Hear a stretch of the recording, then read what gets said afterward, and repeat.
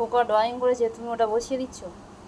তলাটা তো ফাঁক রয়েছে, ওই যে পেন্টিংগুলো রাখবে সে তো গলে পড়ে যাবে নিচে।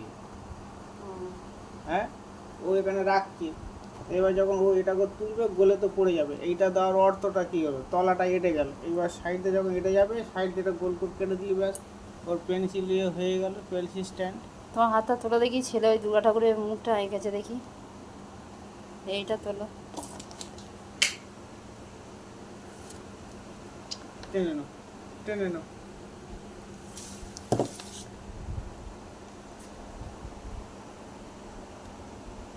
এই দুর্গা ঠাকুরটা খুব সুন্দর হয়েছে। মাঝখানটা ঠিক আছে।